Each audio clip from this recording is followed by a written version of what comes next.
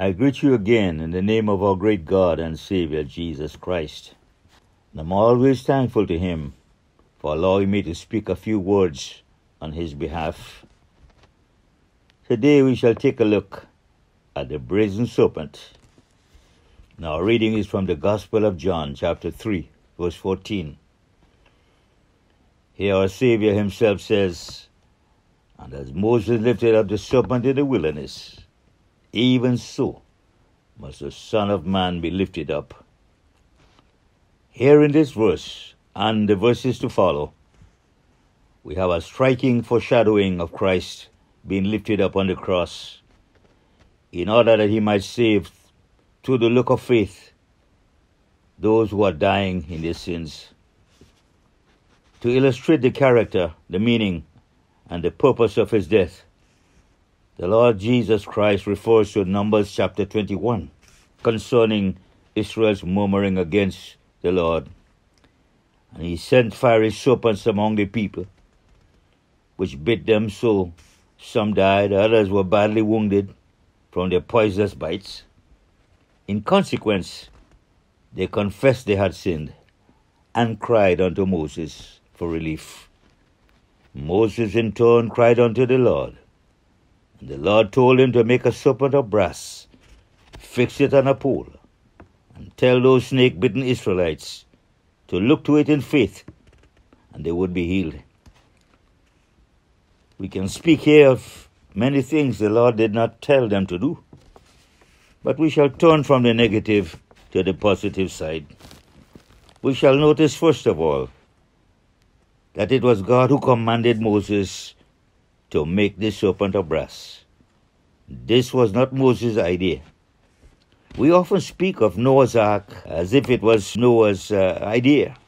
That was not Noah's Ark. That was God's Ark. Noah never heard anything of an ark. He never knew what an ark looked like.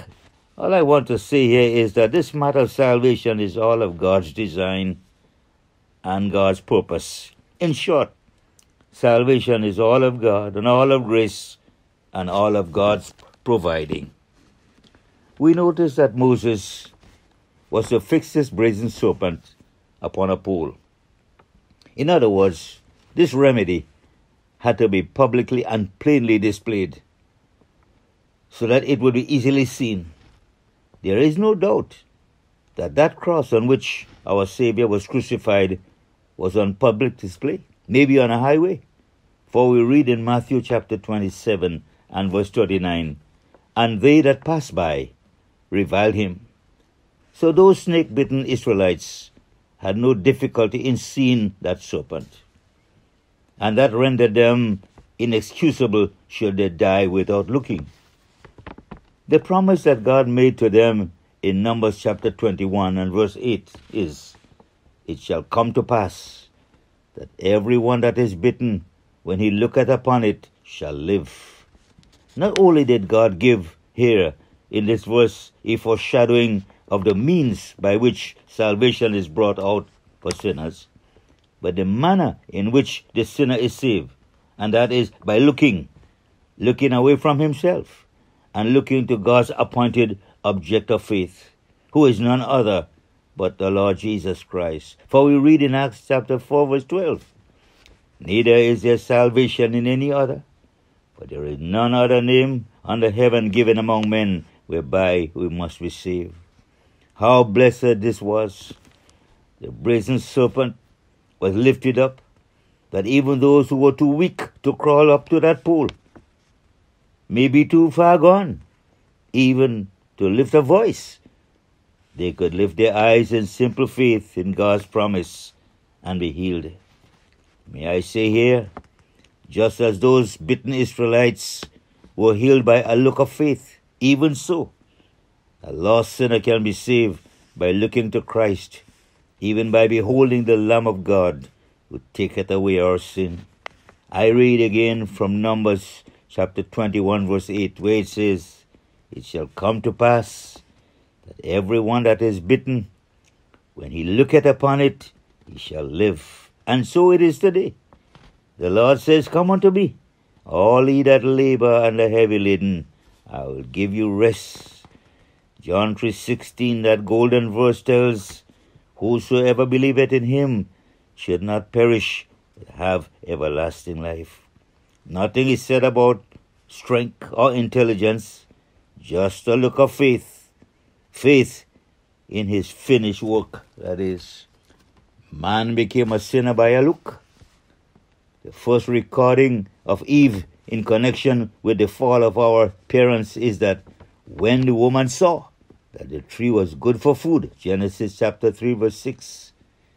In like manner, the lost sinner is saved by a look. We read in Isaiah chapter 45 and verse 22, look unto me all the ends of the earth, and be saved, for I am God, and there is none else. Keep in mind that the Christian life begins by looking and ends with looking. For example, look unto me all the ends of the earth and be saved. We just read that in Isaiah 45 verse 22. It is by looking to Christ and what he has done that saves us, and not by looking to what we can do or what we have done. And secondly, the Christian life continues by looking. We read in Hebrews chapter 12 verse 1 and 2. Let us run with patience the race that is set before us, looking unto Jesus, the author and finisher of our faith. So let's keep turning our eyes upon the Lord Jesus Christ for strength to keep pressing on the upward way. And lastly, if I may say, when we come towards the end of our days, we shall still be looking for Christ. We read this in Philippians chapter 3 verse 20. For our conversation is in heaven, from whence we look for the Savior, the Lord Jesus Christ. The scholars tell us that this word conversation here means citizenship, and this makes our looking even more better and more enjoyable and more encouraging. I say again, in closing, this is what the grace of God in the lives of his people will do, even down to the end. It is to keep us looking unto Jesus, who is the author and finisher of our faith. Paul writes to Titus in chapter 2 verse 13. He says, looking for that blessed hope, the glorious appearing of our great God and our Savior, Jesus Christ. I leave you for a while, and do thank you for listening, and I do trust the Lord will allow me to come your way again, and may the grace of our Lord Jesus Christ be with you all. Goodbye. May thy rich grace impart strength to my fainting heart, my zeal inspire, as thou hast died for me.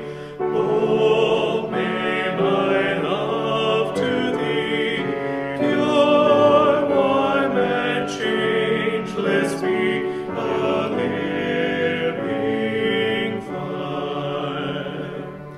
While life's dark maze I tread, and griefs around me spread, be thou my guide. Bid darkness turn to day, wipe sorrow's tears away, nor let me ever stray from